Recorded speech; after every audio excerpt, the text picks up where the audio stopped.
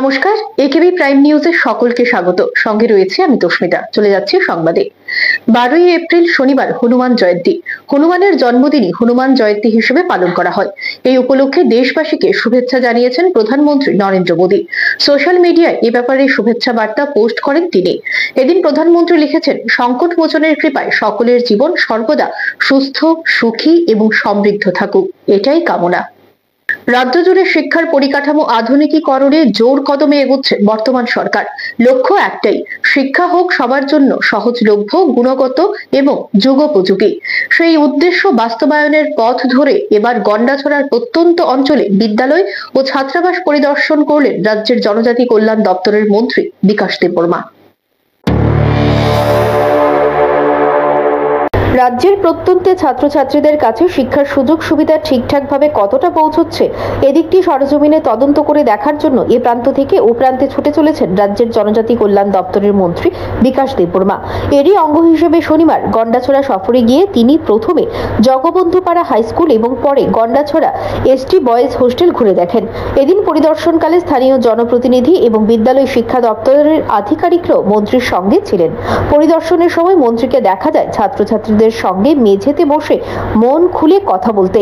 সরকারের উচ্চপদস্থ একজন প্রতিনিধি হয়েও তিনি শিক্ষার্থীদের একজন আপনজনের মতো পাশে দাঁড়ান, শোনেন তাদের দৈনন্দিন সমস্যার কথা, জানেন তাদের চাওয়া পাওয়ার বাস্তব চিত্র। বিদ্যালয় ও হোস্টেলের পরিকাঠামোগত নানা সমস্যার চিত্র উঠে আসে সরাসরি ছাত্রছাত্রীদের মুখে। কোনো পানীয় জলের অভাব, কোথাও অপর্যাপ্ত বেঞ্চ বা ক্লাসরুমের সংকট, আবার কোথাও খেলাধুলার জন্য মাঠ নেই। বহু প্রতিষ্ঠানে এখনো মূল ভিত্তির উন্নয়ন প্রয়োজন।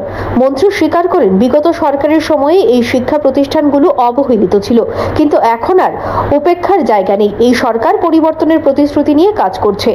বিকাশ দেববর্মা জানান, তিনি প্রধানমন্ত্রী নরেন্দ্র মোদীর আদর্শে অনুপ্রাণিত হয়ে একজন জনপ্রতিনিধির চেয়েও বেশি একজন ভাই ও বন্ধু হয়ে ছাত্রছাত্রীদের পাশে থাকতে চান। তিনি বলেন, প্রতিটি বিদ্যালয় ও হোস্টেলের সমস্যার বাস্তব চিত্র জানতে হলে মাঠে নামতে হয়, ফাইলে বসে সিদ্ধান্ত নিলে চলে না।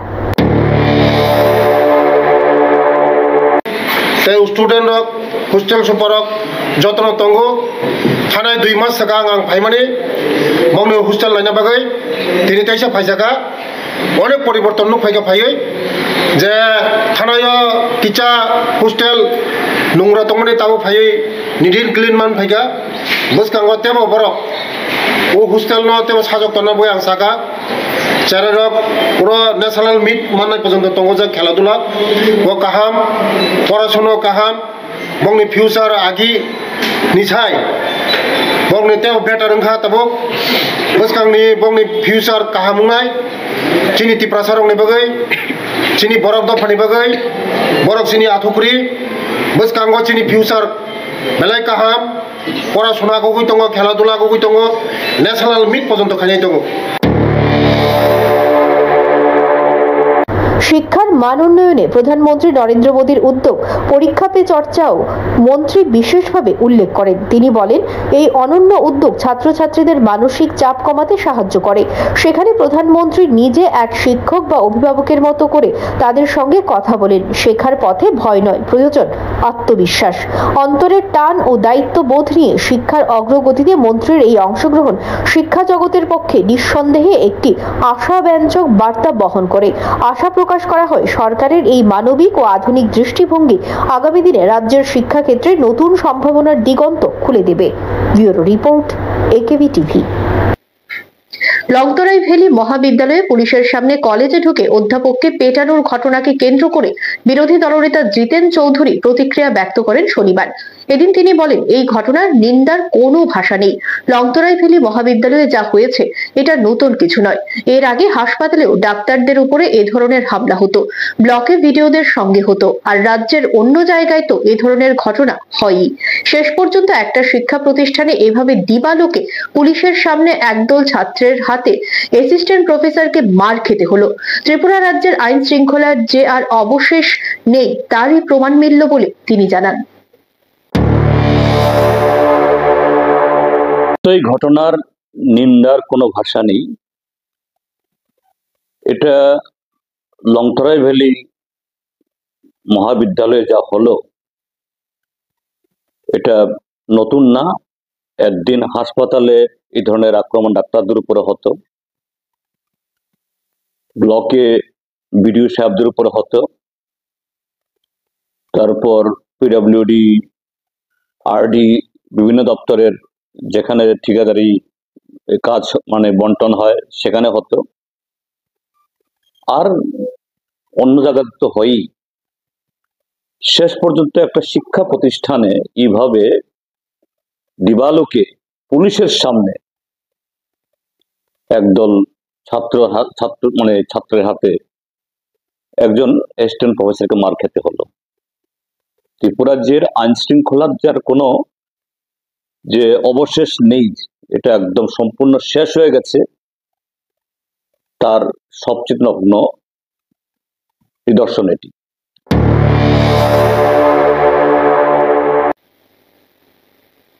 এখন সময় বিজ্ঞাপনের জন্য ছোট্ট একটি বিরতি, সঙ্গে থাকুন।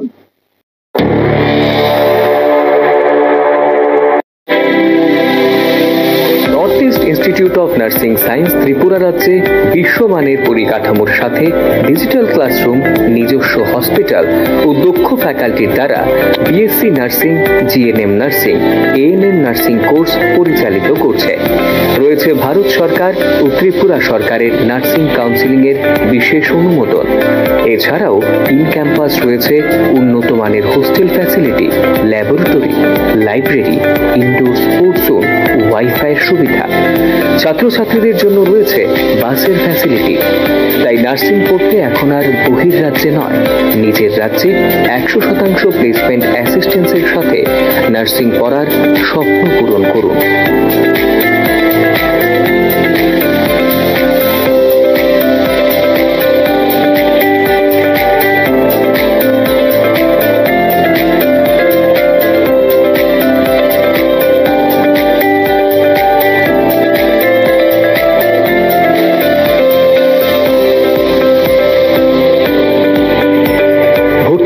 আজই যোগাযোগ করুন north east institute of nursing science, Agartala, Amtali bypass.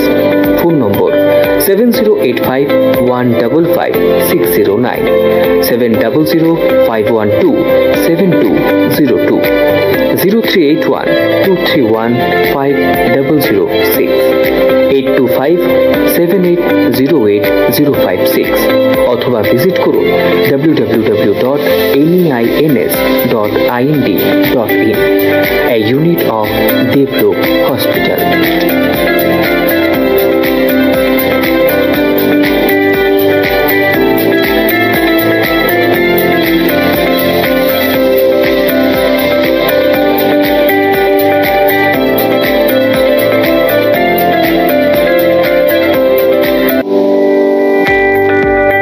Bangla নববর্ষের আনন্দে এবার মামুনি বাজাজে মেগা এক্সচেঞ্জ ধামাকায় 1 লক্ষ টাকার পুরস্কার জেতার সুযোগ।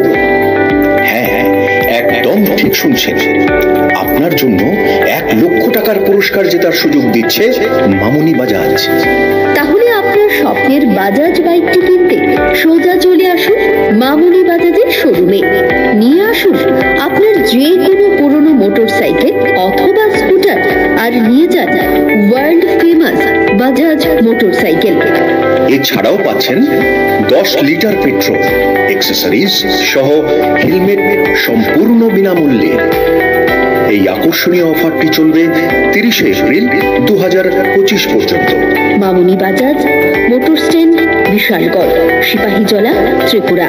Phone number 9612133889, 9089440011।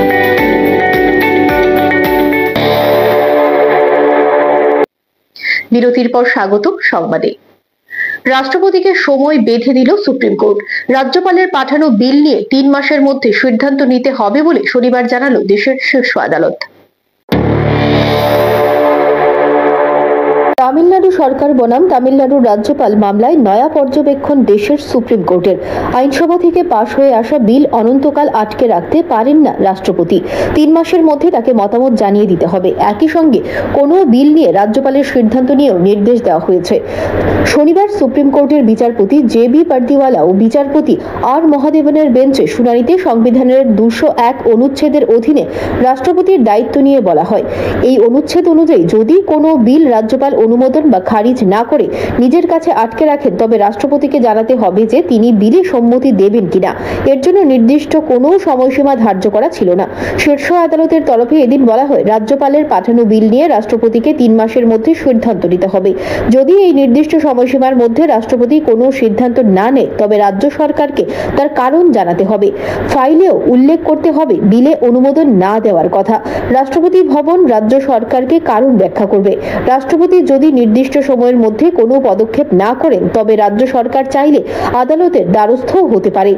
এদিনের রায়ে সুপ্রিম কোর্টের তরফে স্পষ্ট বলা হয় যে রাষ্ট্রপতির পকেট ভেটো ক্ষমতা নেই।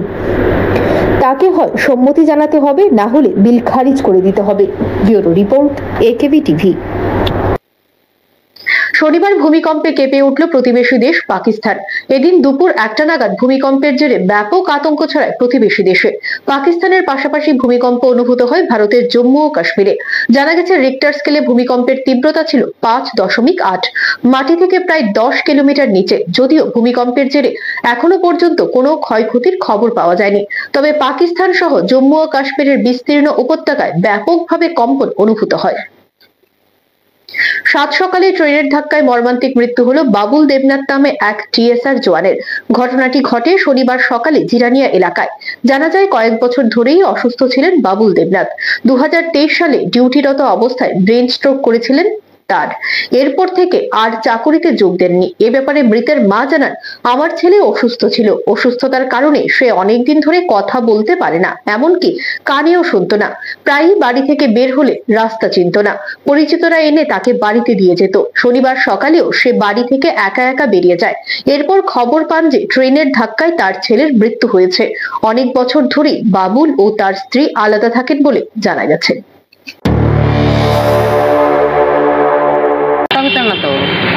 তো ডেট ফিরেছে তোর রাস্তা 2 বছর হবে, 3 বছর রানিং চলে।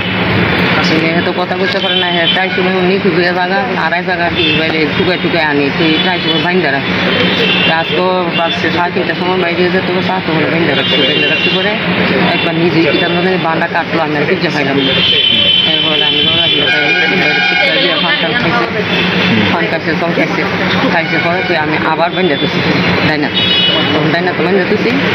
তারপরে 4:30 বাজে আর কি ঘুমাইছেন। আমার একটু ঘুম লাগে সকালবেলা, আমার একটু ঘুম লাগিয়ে আসে। তারপরে ডাইনাতে বান তো খুলতারে না।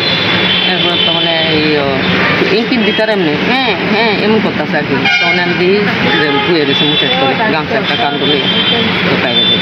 তখন আমি বানটা কিনে দিচ্ছি পরে বাইরে গেছে, বাইরে গিয়ে ঘরে আইসে আয়া পানি দিয়েছে, জল খাইছে, পান খাইছে, পানি। এক ব্যতিক্রমী উদ্যোগ, পথ চলতি ক্ষুধার্ত মানুষকে ভরপেট ভোজন করানো। আবার নিয়ম করে তা করা হয়ে আসছে প্রতি মাসের দ্বিতীয় শনিবারে। দেখতে দেখতে এই কর্মসূচি 24তম হয়ে গেল, অর্থাৎ 2টি বছর অতিক্রম করলো। এই মহৎ কর্মসূচির আয়োজন এভাবেই করে আসছে বনমালীপুর স্থিত বিজয়ী সংঘ ক্লাব ও এলাকার মহানুভবরা।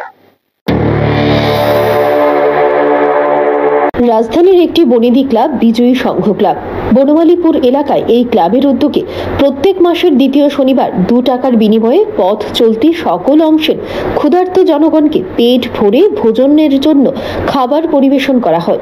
শনিবার তাদের এই অন্নছত্রের 2 বছর পূর্তি উপলক্ষে ক্লাবের মহিলা সদস্যরাও এগিয়ে এসেছে। এই ধরনের প্রচেষ্টা খুব সম্ভবত রাজ্যে কোনো ক্লাবের পক্ষ থেকে প্রথম উদ্যোগ। দেখতে দেখতে 24তম কর্মসূচিতে পড়ল তাদের এই উদ্যোগ। শুধু তাই নয়, যে 2 টাকা সংগ্রহ করা হয় এই টাকাও অনাথ শিশুদের উন্নয়নের জন্য ব্যয় করা হয়। ক্লাব কর্তৃপক্ষ জানিয়েছে যে তারা তাদের ক্লাবের সদস্যদের কাছ থেকে সংগ্রহ করে এই অন্নছত্র 2 বছর যাবৎ এভাবে করে আসছেন। এলাকার সকলের সার্বিক সহযোগিতা ভিন্ন তাদের এই প্রয়াস খুবই কষ্টকর হতো। আর এর জন্য ক্লাব সদস্য, এলাকাবাসী সকলের প্রতি, বিশেষ করে মহিলা সদস্যদের প্রতিও প্রতিও কৃতজ্ঞতা জ্ঞাপন করা হয়েছে এবং আগামী দিন যাতে এই মহৎ উদ্যোগ চালিয়ে যাওয়া যায় এর জন্য সকলের সহযোগিতা কামনা করা হয়।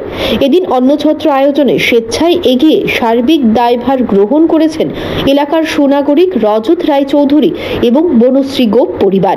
এদিন ভোজন গ্রহণের জন্য লম্বা লাইন দেখা যায়।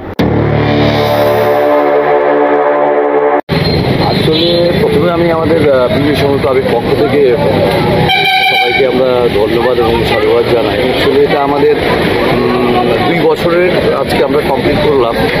আমাদের 24তম আমাদের অন্নছত্র। আমরা 2 বছর আগে ঠিক এমনি দিনে আমরা আমাদের এই কর্মসূচি শুরু করেছিলাম যে মাস মিটিং, যে প্রতি মাসের দ্বিতীয় শনিবার আমরা 350-400 লোককে আমরা 2 টাকার বিনিময়ে মাস মিটিং করাই। এটা আজকে আমরা যখন শুরু করেছিলাম এই প্রজেক্টটা, একটা মিশন নিয়ে শুরু করেছিলাম, তখন করার সময় আমরা ভাবছিলাম যে কি করে আমরা এগিয়ে যাব। But by the help of all the peoples, all the club members, আমাদের যারা শুভাকাঙ্ক্ষী আছে, আমাদের অভিভাবক, সবাই মিলে হাতে হাত লাগিয়ে আমরা প্রজেক্টটা আজকে আমরা 24তম মানে 2 years we have completed. তো ইটস আওয়ার কী বলবো, অ্যাচিভমেন্ট বলবো না, এটা একটা মনের একটা শান্তি যে আমরা এটা চালিয়ে যেতে পেরেছি এবং আগামী দিনেও যাতে এটা ঠিকঠাকভাবে আমরা নিয়ে যেতে পারি, সকলের সহযোগিতা আশা করছি। আর ব্যুরো রিপোর্ট, একেবি টিভি। কলকাতার ডিসান হাসপাতাল ও আগরতলার মেডিকেটস ল্যাব অত্যাধুনিক গ্যাস্ট্রো এন্টারোলজি ও ক্যান্সার ক্লিনিকের উদ্বোধন হলো শনিবার। এদিন আগরতলা প্রেস ক্লাবে সাংবাদিক সম্মেলন করে এই বিষয়ে অবগত করেন ডিসান হাসপাতাল ও মেডিকেটস ল্যাবের কর্তৃপক্ষ। কলকাতার ডিসান হাসপাতাল ও আগরতলার মেডিকেটস প্যাথোলজিক্যাল ল্যাব ও এক্স-রে ক্লিনিকের যৌথ উদ্যোগে আগরতলায় একটি সর্বাধুনিক গ্যাস্ট্রো এন্টারোলজি ও ক্যান্সার ক্লিনিকের উদ্বোধন করা হয়েছে শনিবার। আগরতলা প্রেস ক্লাবের প্রাঙ্গণে অনুষ্ঠিত এই উদ্বোধন অনুষ্ঠানটি ত্রিপুরাবাসীর জন্য উন্নত মানের রোগ নির্ণয় ও চিকিৎসা পরিষেবা পৌঁছে দেওয়ার ক্ষেত্রে একটি গুরুত্বপূর্ণ পদক্ষেপ। নতুন এই ক্লিনিকটি ক্যান্সার ও লিভার সংক্রান্ত রোগে বিশেষায়িত চিকিৎসা ও পরামর্শ প্রদানের মাধ্যমে জনগণের মধ্যে স্বাস্থ্য পরিকাঠামোয় ঘাটতি পূরণের লক্ষ্য নিয়ে শুরু হয়েছে। যতদূর জানা গেছে, ডিসান হাসপাতালের অভিজ্ঞতা ও আধুনিক ক্লিনিক্যাল পরিকাঠামোর সহায়তায় এখানে সেরা মানের পরিষেবা দেওয়া হয়।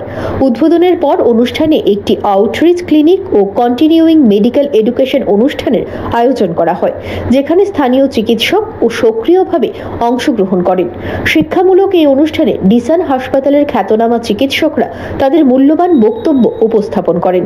ডিসান হাসপাতালের consultant medical oncologist doctor Shreya Mallick স্তন ও ফুসফুস ক্যান্সারের সাম্প্রদায়িক চিকিৎসা অগ্রগতির বিষয়ে একটি গুরুত্বপূর্ণ বক্তব্য রাখেন, যাতে তিনি ব্যক্তিকেন্দ্রিক ক্যান্সার চিকিৎসায় নতুন প্রযুক্তি ও তার রোগীর ফলাফলে প্রভাব নিয়ে আলোচনা করেন। অপরদিকে doctor Amitabh Dutta consultant gastroenterologist fatty liver disease বিষয়ে একটি অত্যন্ত সময়োপযোগী বক্তব্য রাখেন, যাতে তিনি প্রাথমিক নির্ণয়, জীবনধারার পরিবর্তন এবং আধুনিক চিকিৎসা পদ্ধতির উপর আলোকপাত করেন। ক্লিনিক উদ্বোধন প্রসঙ্গে ডিসান হাসপাতালের কর্ণধার চেয়ারম্যান ও ম্যানেজিং ডিরেক্টর সজল দত্ত জানান, ডিসান শুধুমাত্র বড় শহরেই নয়, অন্যান্য অনেক এলাকাতেও দক্ষতা বিস্তারের জন্য প্রতিশ্রুতিবদ্ধ। আগরতলায় গ্যাস্ট্রোএন্টারোলজি ও ক্যান্সার ক্লিনিক চালু করা উত্তর পূর্ব ভারতে উন্নত স্বাস্থ্যসেবা পৌঁছে দেওয়ার একটি পদক্ষেপ। আমরা বিশ্বাস করি রোগের প্রাথমিক শনাক্তকরণ ও সময় মতো চিকিৎসাই সাফল্যের চাবিকাঠি, আর এই ক্লিনিক ত্রিপুরাবাসীর প্রতি আমাদের প্রতিশ্রুতি। মেডিকেটস প্যাথোলজিক্যাল ল্যাব ও এক্স-রে ক্লিনিকের কর্ণধার কিশলয় ঘোষ বলেন, ডিসান হাসপাতালের সঙ্গে হাত মিলিয়ে আগরতলায় সর্বোচ্চ মানের চিকিৎসা পরিষেবা নিয়ে আসতে পেরে আমরা গর্বিত। এই সহযোগিতা শুধু পরিকাঠামোগত নয়, বরং সময়োপযোগী বিশেষজ্ঞ পরিষেবা ঘরে ঘরে পৌঁছে দেওয়ার এক যৌথ স্বপ্ন বাস্তবায়নের সূচনা। আমি ডিসানের প্রতি এতটা আকৃষ্ট হয়েছি কারণ হচ্ছে পূর্ব ভারতের সবচেয়ে বড় হসপিটাল যদি আজকের দিনে হয় 760 বেডেড হসপিটাল ডিসান হসপিটালে রয়েছে। আর পরিসংখ্যান বলছে এবং পেশেন্টরা বলছে যে বেসরকারি হাসপাতালে কম খরচায় যদি চিকিৎসা করানো যায় সেটা হচ্ছে ডিসান হসপিটাল।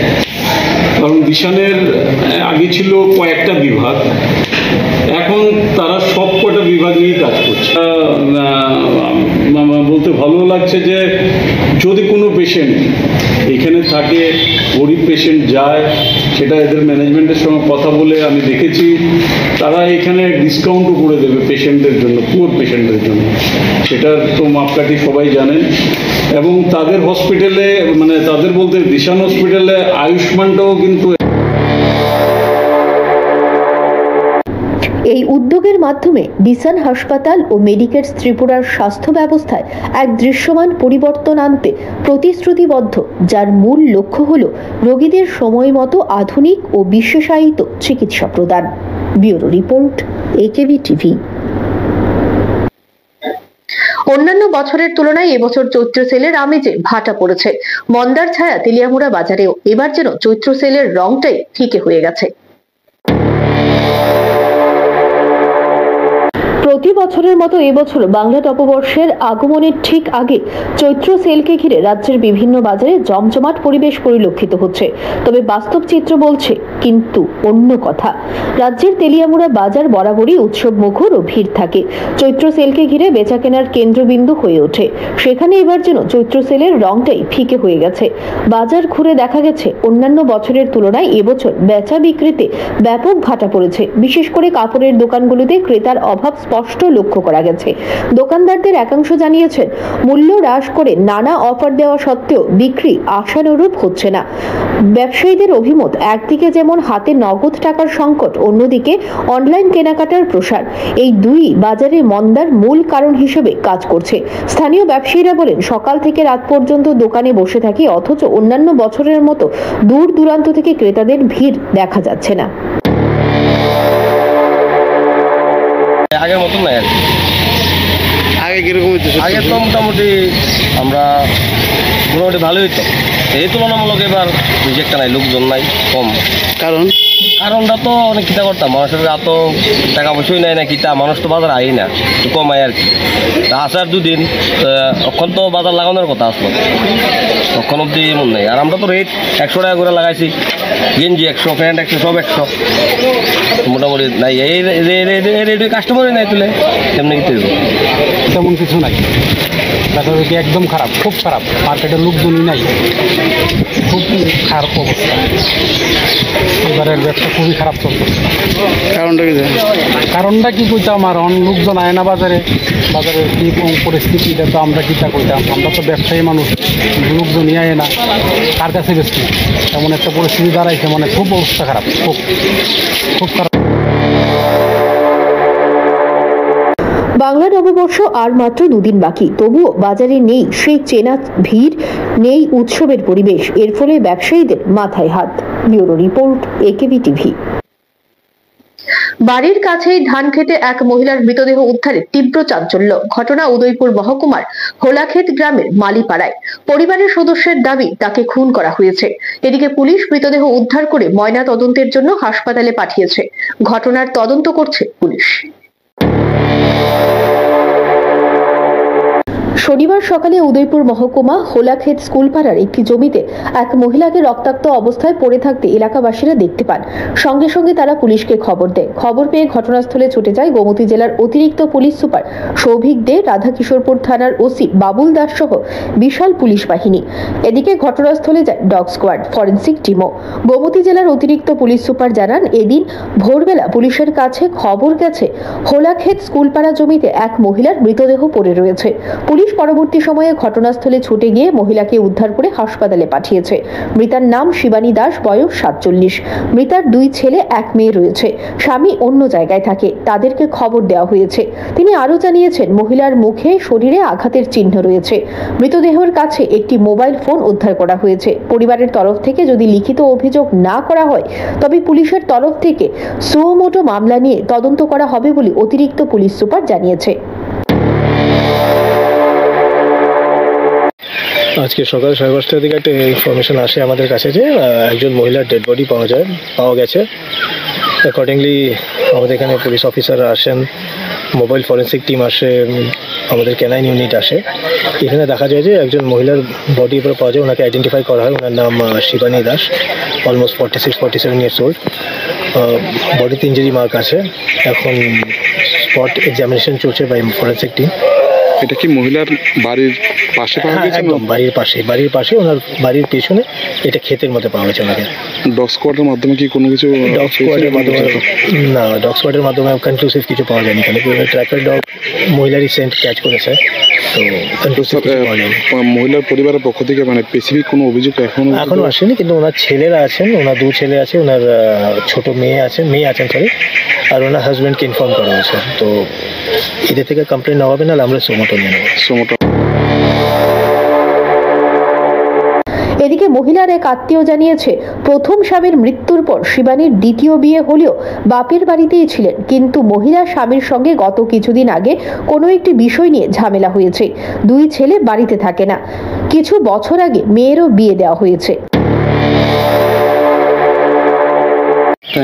শিবানী দাস, বয়স কত? বয়স 45-43 হয়ে যাবো আর কি। ঘটনাটা কি হয়েছে, কি শুনছেন? ঘটনাটা আমি শুনছি, এই তো আমি ভোরবেলা আমার কাছে ফোন করছে, আমার সমুদ্র খোলা ফোন করছে, কিছু তাড়াতাড়ি আইও, শিবানী ফিসিরে কেড়াদানি কুবাইছে। তো শুনে সেটাতে আমি তাড়াতাড়ি করে আমার মেসেজ লইয়া আমি অটো রিজার্ভ করে আইছি। আমার পরে দেখলে তাড়াতাড়ি শুনলাম এর ছোটো খোলো বাড়ি থাকে না, বাড়িতে আসলো না, এর বড় খোলা থাকে মেলাঘর। মেলাঘর তো শূন্য হয়েছে, জি জামাই হয়তো মেলাঘর। আর এরপরে দ্বিতীয় বিয়া করছে, এর বাড়ি বেলুনিয়া। এর লগে একটু টকজক হয়েছিল, একটু হালকা, যেটা শুনছি। আমি কতদিন আগে টকজক? এটা হয়ে যাবো আজকে প্রায় 15-20 দিনের উপর হয়ে যাবো মনে হয়, আমি সঠিক জানি না। কতদিন ধরে থাকতেছে এই বাড়ি? হ্যাঁ, এটা একটা সপ্তাহ হয়ে যাবো, 16-17 বছর হয়ে যাবো। 16-17 বছর? হ্যাঁ, আচ্ছা, বেশ মনে হয় বেশি বার। পুলিশি তদন্তে আসল রহস্য বেরিয়ে আসবে বলে ধারণা করা হচ্ছে। Bureau report, AKB TV. আবারও সময় বিজ্ঞাপনের জন্য ছোট্ট একটি বিরতি, সঙ্গে থাকুন।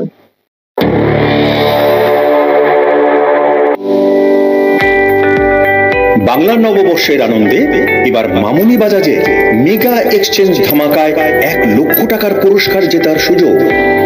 হ্যাঁ, একদম ঠিক শুনছেন, আপনার জন্য 1 লক্ষ টাকার পুরস্কার জেতার সুযোগ দিচ্ছে মামুনি বাজাজ।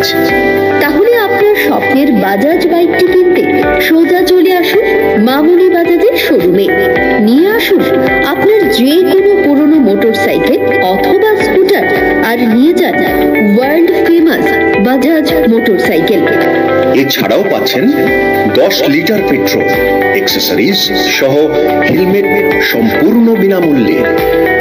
এই আকর্ষণীয় অফারটি চলবে 30 এপ্রিল 2025 পর্যন্ত। Mamuni Bajaj, motor stand, Bishalgarh, Sepahijala, Tripura.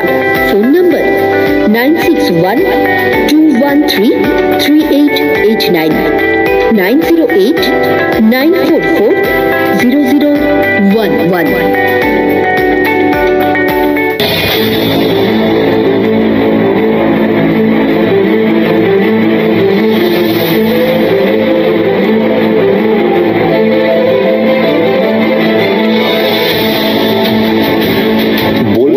আপনারা শুনবো এবং শোনাবো আমরা।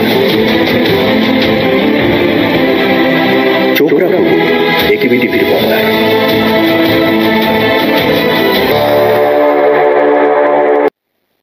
বিরতির পর স্বাগত সংবাদে।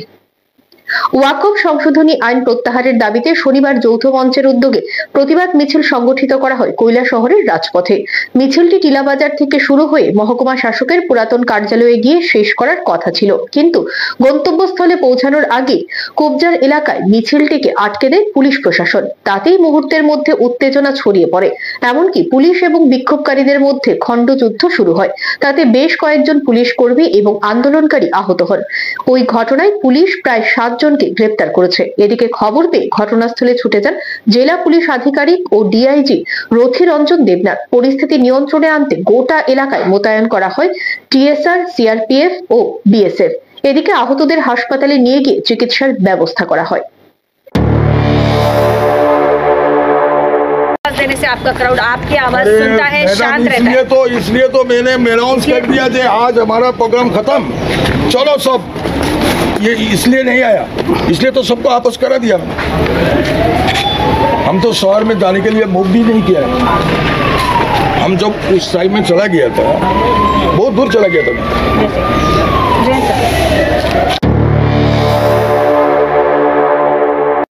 ধুমাছড়া ভূতকিশোর পাড়ার 4 বছরের শিশু মানিক ত্রিপুরা কুকুরের কামড়ে গুরুতর আহত হয়েছিল, অথচ তার পরিবার চিকিৎসকের কাছে না গিয়ে গ্রামেই ঝাড়ফুঁক ইত্যাদি করে। শেষে শিশুটিকে ধলাই জেলা হাসপাতালে নিয়ে আসলে শেষ রক্ষা আর হলো না। সচেতনতার অন্ধকারে চিরতরে হারিয়ে গেল ওই শিশুটি।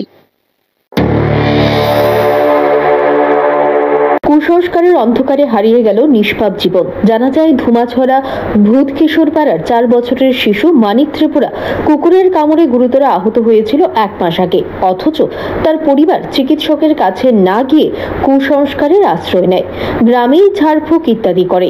শেষে শিশুটি সুস্থ হচ্ছে না দেখে শেষ পর্যন্ত ধলাই জেলা হাসপাতালে নিয়ে আসে। চিকিৎসাধীন অবস্থায় শেষে চিকিৎসকদের সমস্ত চেষ্টা ব্যর্থ করে শিশুটি মৃত্যুর কোলে ঢলে পড়ল।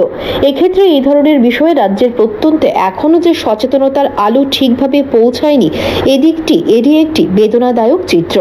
অনেকেই মনে করছেন এই ধরনের এলাকায় বিশেষ করে জনগণের মধ্যে সচেতনতার দিক ঠিকভাবে প্রচার করা প্রয়োজন। তাদের মধ্যে এর বিকাশ ঘটলেই এই ধরনের ছোট্ট শিশু থেকে শুরু করে যে কেউ এইভাবে মৃত্যু হতো না। শিশুটির পরিবারের অভিভাবকের কথা থেকেই পরিষ্কার, তারা ভেবেছিল গ্রামে এই ধরনের চিকিৎসায় শিশুটি ভালো হয়ে যাবে, কিন্তু দিনের পর দিন এইভাবে টুকটা চিকিৎসায় কোনো সাড়া না পেয়ে শেষে যখন হাসপাতালে চিকিৎসার জন্য নিয়ে আসলো ততক্ষণে অনেক দেরি হয়ে গেছিল, যার পরিণাম এইভাবে অন্ধবিশ্বাসের বলি হতে হলো এই ছোট্ট অবুঝ শিশুটিকে।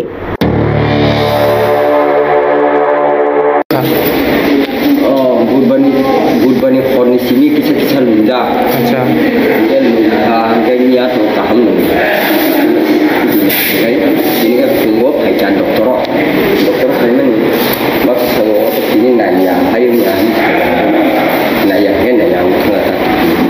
Oh, seranya betul tak? Para beronong nih. Betul para. Bota kah? Ibang lain, masuk apa ya? Masuk apa? Itu jangan cuma ni optimal tu. Kau kemana lu hospital? Kemana tu masuk hospital lah? Orang sini tahu mesti kerana rumah. Dia orang kan dia pakai. Jangan kau kah? Kau masuk kasih buat mana? Seperti 1 kilo. Ni osu dintam kau doktor perlu ya? Ini dah, anggo boran dirok cara dah sudah. Jadi obat itu kan. Aku ini baru jangan makan lo. Koi bos orang kan ninja lagi. Bos busuk. Bos mungkin. Aku doktor tom saja. Baru. Dia tu nama. Orang bos tu fight tuh ninja lagi. Tu kian nak apa tu? Lalu tidak. Nama mana?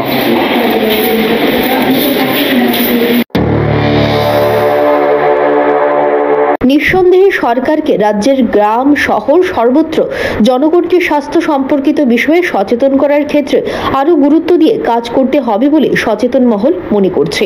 Bureau report, AKB TV. স্কুলের ভর্তি পরীক্ষার ফলাফলে কেলেঙ্কারির অভিযোগে উত্তপ্ত করবুক এলাকা। করবুকে একলব্য স্কুলে অতি সম্প্রতি 6ষ্ঠ শ্রেণীতে ভর্তির জন্য পরীক্ষা নেওয়া হয়েছিল।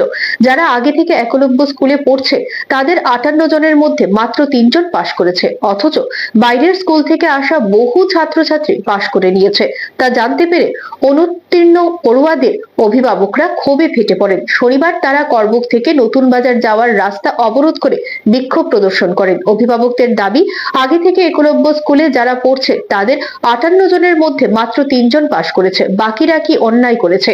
এই অবরোধের খবর পেয়ে করবুক থানার পুলিশ ও স্কুলের শিক্ষক শিক্ষিকারা অবরোধস্থলে ছুটে যান ও অবরোধ তুলে নেওয়ার জন্য চেষ্টা করেন, কিন্তু অভিভাবকরা নিজেদের দাবিতে অনড় থাকে। আসুই তো সালে নাঙানাই বলে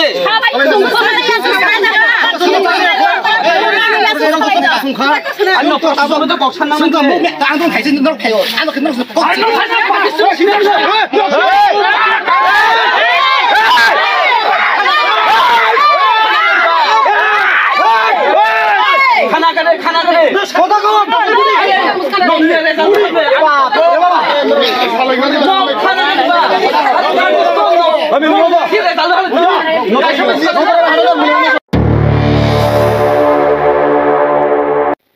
সংবাদ এখনকার মতো এই পর্যন্তই। আমাদের পরবর্তী সংবাদ দেখার জন্য চোখ রাখুন একেবি টিভির পর্দায়। নমস্কার।